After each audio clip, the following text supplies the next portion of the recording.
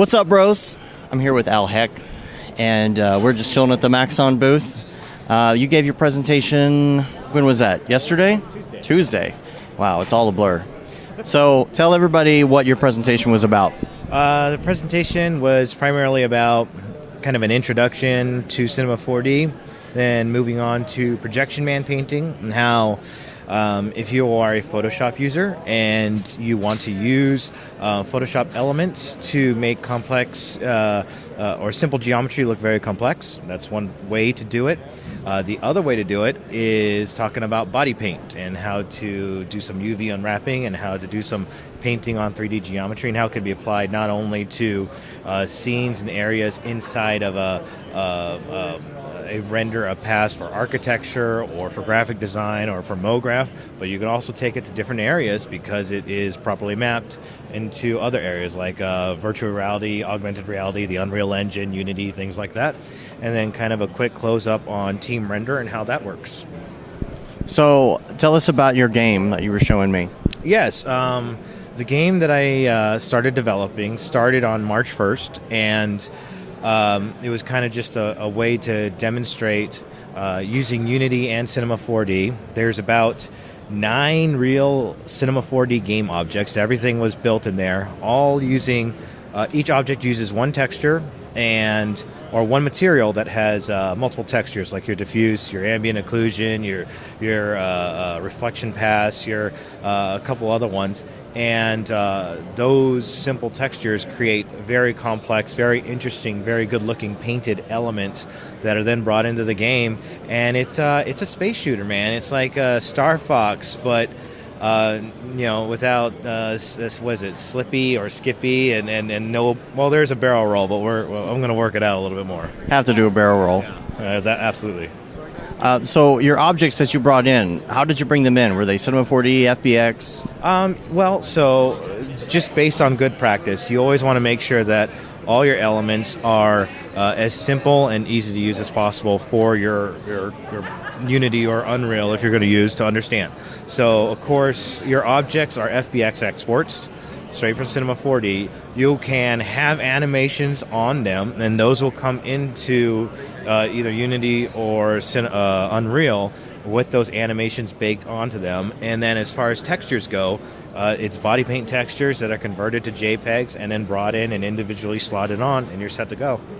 And the reason that you're using body paint, you want to talk about the square textures? Yeah. So if you're kind of new to game engine development or video game development, a lot of times when you build, let's say, complex characters, and a character has a face texture and a skin texture and a shirt texture and a decal texture, when you do that, you create a lot of work for your game engine to process multiple textures at one time. And when you hit play in a game, you're rendering real time. So if you're rendering at 30 frames a second, everything is rendered at 30 frames a second. So the more you have on there, the more draw calls, the more set passes you're going to get. If you get too many, your game crashes. It slows down.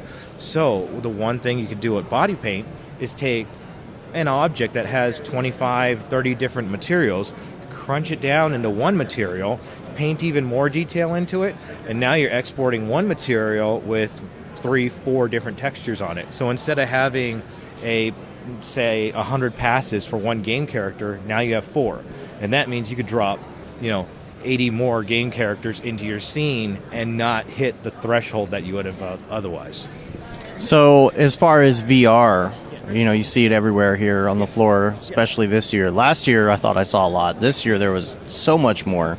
So tell me what your thoughts are on motion graphics and motion graphics people kind of getting into this industry using VR stuff as well. Oh, man.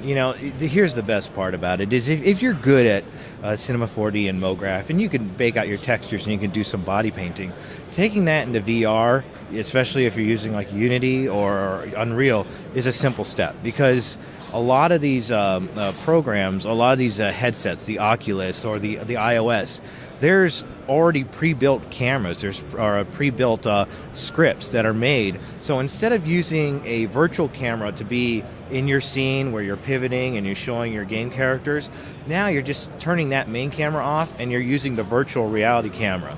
So like in augmented reality, all I'd have to do is take my desktop like webcam, and that becomes my virtual camera. That becomes what my computer sees as what it would be if I was controlling it, and then I can move it any way I want to, and it's super simple at that point. And those are just all prefabs. You can bring them right in from a library somewhere? Absolutely. You can download those either through I use Unity, the Unity Asset Store. You can download them right there.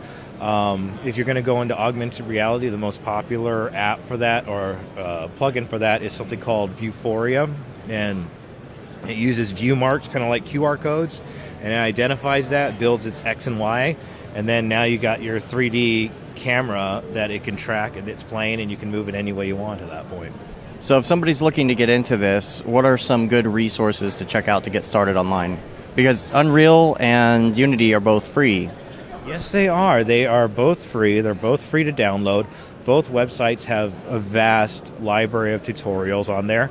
And there's different ways you can get involved in it. You could try to do it all yourself. Like you could literally try to do C# scripts and study it. And if you're not accustomed to using C#, it's a hard road and it can be difficult. The best analogy I was given is that going into graphic design, it's really easy, but it takes years to get good at it. But if you're going into programming, the difficulty is already at a 10, but it takes like 2 years, and then it gets progressively easier because you just need to not only know 50 things, but you got to master 50 things really well.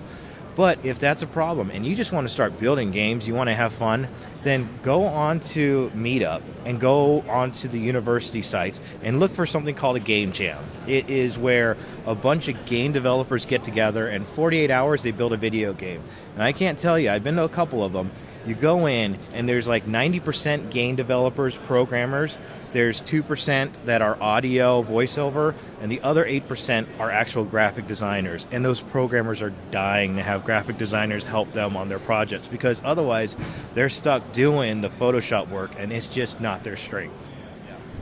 Yeah, so there's just a need for them at these meetups. Absolutely. There's a total need, and everybody wants to kind of get involved in this industry right now. It's a growing industry. The iOS is a vast industry. People want to get their stuff on the PlayStation Network or Steam or Xbox Live.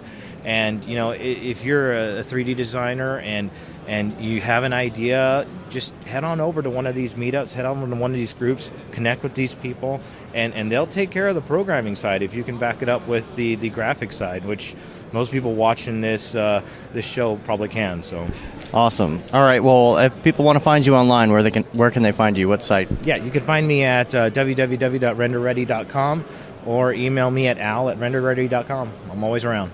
All right. Thanks a lot. Thank you, sir. See you in the next one, bros.